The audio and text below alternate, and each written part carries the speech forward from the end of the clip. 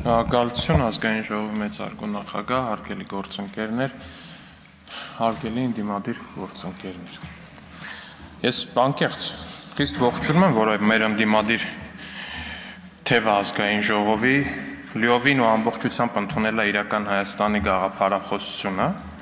կատարելապես մեր ընդդիմադիր թևը այլևս չի խոսում Լեռնային Ղարաբաղից, չի խոսում Կարսից, չի խոսում այլ բաներից, որոնք Հայաստանի Հանրապետությունից դուրս են, խոսում է միայն Հայաստանի Հանրապետության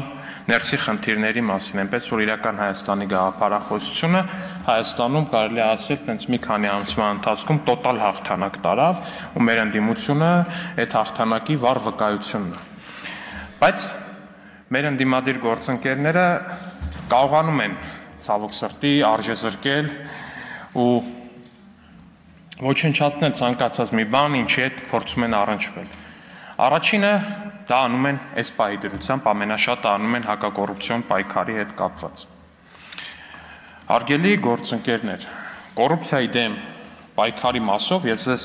ասեմ, մեր կուսակցության ամեն մի նախաձեռնող նիստը ձեր ամբողջ ֆրակցիայի 5 տարվա արածից 40 անգամ ավելի շատ բան է անում, որպես այդպեսին, սա որ իմանաք։ Որովհետև ձեր արածը ոչ թե կոռուպցիայի դեմ պայքար է, ձեր արածը կոռուպցիայի դեմ պայքարի աղավաղում է։ Որովհետև այդ process-ը օրինակ ո՞նց է տեղի ունենում։ Բոլորով հավաքվում եք, բոլորով անխտիր, օրինակ Սեյրան Օհանյանը, Արծվիկ Մինասյանը, Տիկին Աննա Գրիգորյանը, հավաքվում եք, ասում եք, եկեք գնանք բանում, սահմանադրական դատարանում,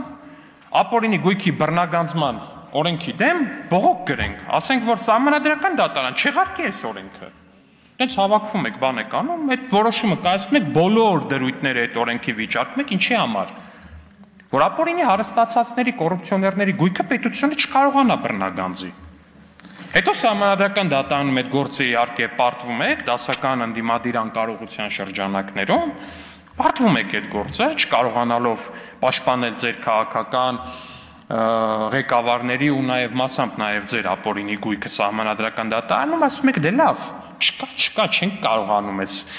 ապօրինի գույքի բռնագանձման դեմն առնենք, եկեք այս լարի վրա խաղանք։ Օրինակ ո՞նց է տեղի ունեցել, որ որոշել եք, չգիտեմ, ինչ-որ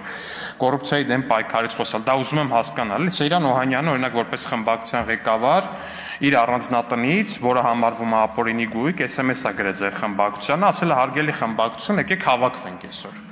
Հետո ամբողջ խմբակցությունով գնացել հավաքվել եք, ենթադրենք կոնգրես հյուրանոցում, որը պատիվ ունի մի խմբակցության ղեկավարի պատմամբ Ռոբերտ Քոչարյանի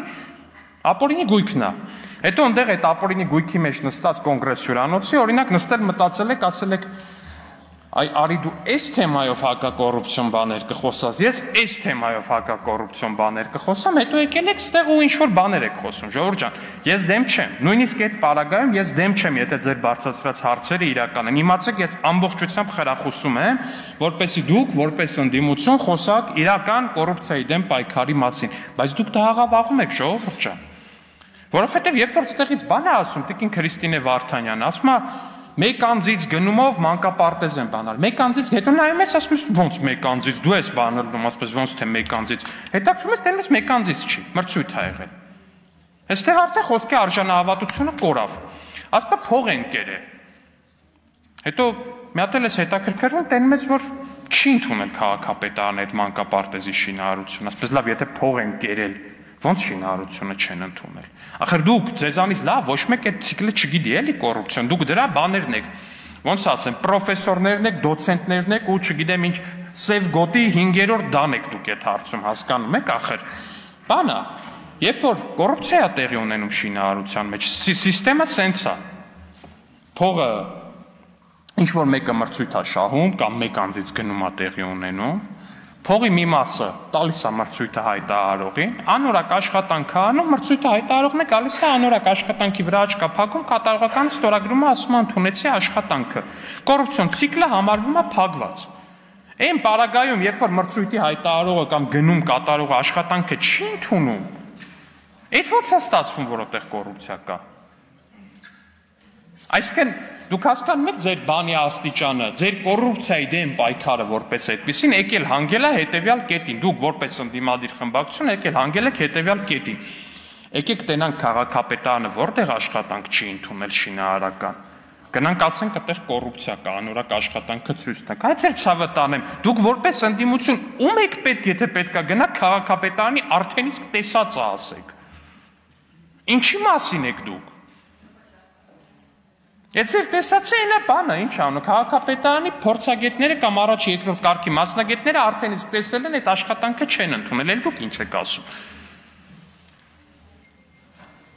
Պարոն Մինասյան, ասում եք ամենահարուստն եք դուք։ Ձեր անցած ելույթում տենց բան եք, լուրջ եք ասում, պարոն Մինասյան, հա։ Լուրջ եք ասում։ Այս խմբակցությունից մեկը բան է առնում, 20 տարվա հիպոթեկով մի հատ տուն է առնում, 800,000 հատ լրատվամիջոց կենքան հոդված են վրան գրում, որ չգիտես ինչ է։ Այդ մարդը ասում է, վայ հարամալնի այդ տունը ինչ ասեմ, ասենք։ 20 տարի հիպոթեք պետք է փակի, հասկանում եք, խմբակցության падգամավորը, որը տուն է գնում, 20 տարով հիպոթեկով տուն է վերցնում։ Դրա մասին այնքան հոդված է գրվում, որ չգիտեմ, բայց ձեր կողքի պարոն Օհանյանի ըստ մեղադրանքի տունը գնահատվում է մի քանի միլիարդ։ Մի քանի միլիարդ, ասենք։ Ես կամ ասում եք բան է, մեդիաները ավելի շատ ձեր, պարոն Մինասյան, անկեղծ մեդիաները ավելի շատ մեր ձեռքում են, հա։ Երկու հատ լրատվական երևի հանես դաշտի 100%-ը ձերն է ախր։ Մենք եկեք դուրս գանք, էլի ստեղից դուրս գանք հարգելի լրագրողներին, ասենք հարգելի լրագրողներ, ձեր խմբագրական քաղաքականությունը ո՞րն է։ Այդ չի կարելի այդքան արժի զրկել, էլի սեփական խոսքը։ Ես ձեզ անկեղծ ասեմ, միջև այս վերջերս ես ինքս ստեղից ելույթներ եմ ունեցել, հարցազրույցներում եմ ասել, ասեմ դուք որպես ընդդիմություն ձեր գործը ուրիշ է։ Եկեք իրական Հայաստանի դաշտ, խոսեք Հայաստանի իրական խնդիրների մասին։ Ողջունում եմ, որ դա վերջապես սկսել եք անել, որ վերջապես էլ չեք խոսում Լեռնային Ղարաբաղից ու մնացածից, որ այդ բանը ձեր համար այդ առանցքային քաղաքական բանը մի կողմ եք թողել ու խոսում եք իրական Հայաստանի խնդիրների, բայց դա էլ որակով արեք, ես ձեզ խնդրում եմ։